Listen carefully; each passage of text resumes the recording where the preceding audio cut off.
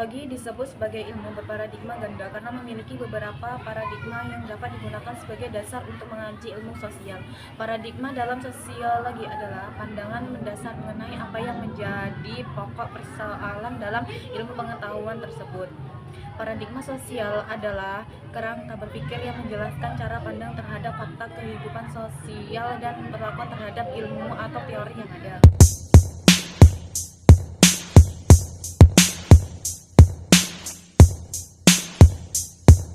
A few inches later.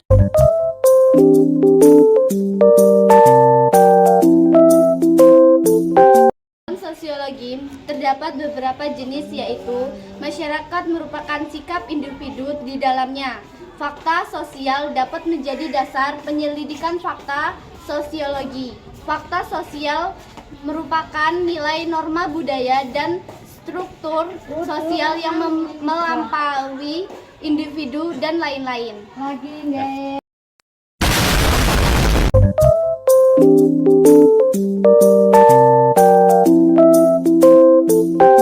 Saya Anggi Saputra ingin menjelaskan tentang program definisi sosial.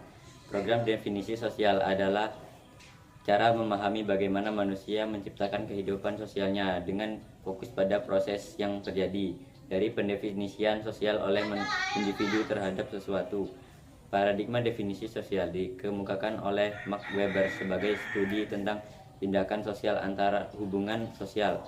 Tindakan sosial adalah tindakan individu yang mempunyai makna atau arti subjek bagi dirinya dan diarahkan kepada orang lain.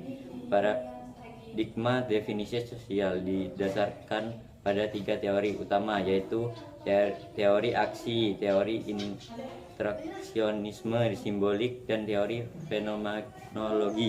A few moments later.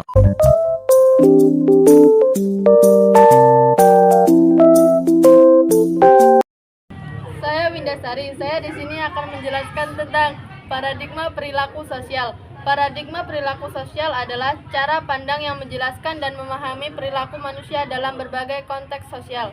Paradigma ini merupakan salah satu pembahasan dalam pelajaran sosiologi yang berfokus pada hubungan manusia.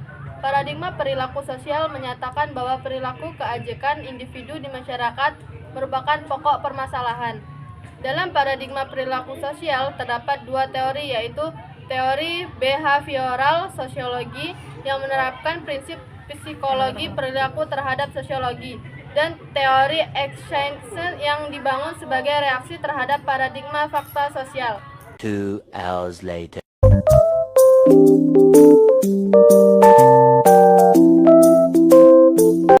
Paradigma perilaku sosial yang pertama, Pancasila dijadikan acuan dalam pergaulan hidup bermasyarakat, berbangsa, dan bernegara. Yang kedua, generasi muda memiliki gaya hidup ramah lingkungan seperti membuang sampah dengan benar dan mengurangi penggunaan kendaraan.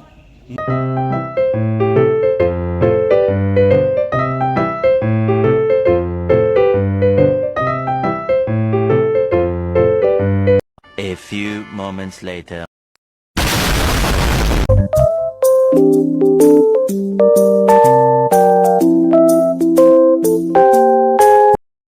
Saya Mama Septriansa akan menjelaskan kelebihan dan kekurangan paradigma ganda. Kelebihan yaitu paradigma ganda memungkinkan untuk menganalisis gejala sosial dari berbagai sudut pandang. Dengan begitu, konteks permasalahan dapat dipahami secara menyeluruh. Sementara kekurangannya dalam paradigma ganda dapat menyebabkan perbedaan pandangan, sifat, dan teori-teori yang dibangun oleh masing-masing komunitas ilmuwan. Beberapa contoh paradigma antara lain paradigma politik dan paradigma ekonomi dan paradigma sosial dan budaya, paradigma hukum, paradigma bidang kehidupan antara agama.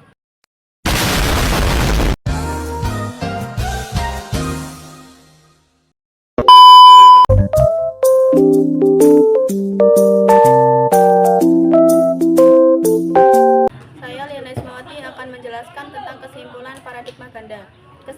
Kesimpulannya adalah sosiologi adalah ilmu pengetahuan berparadigma banyak. Mengapa dikatakan demikian? Hal ini dikarenakan antara paradigma yang satu dengan paradigma yang lain terdapat perbedaan bahkan pertentangan pandangan tentang disiplin sosiologi sebagai suatu kebulatan dan tentang batas-batas bidang paradigma itu masing-masing. Dalam bidang ilmu ini terdapat beberapa paradigma yang memaparkan dan menjelaskan cabang-cabang paradigmanya dan spesifikasi bidangnya masing-masing. Setidaknya terdapat 3 paradigma yang mendasari ilmu sosiologi, diantaranya 1. Paradigma fakta sosial yang dibagi menjadi 2 objek kajian, yaitu struktur sosial dan paranata sosial. 2. Paradigma definisi sosial yang terbagi menjadi 3 teori, diantaranya adalah teori aksi, interaksionisme, simbolik, dan fenomenologi.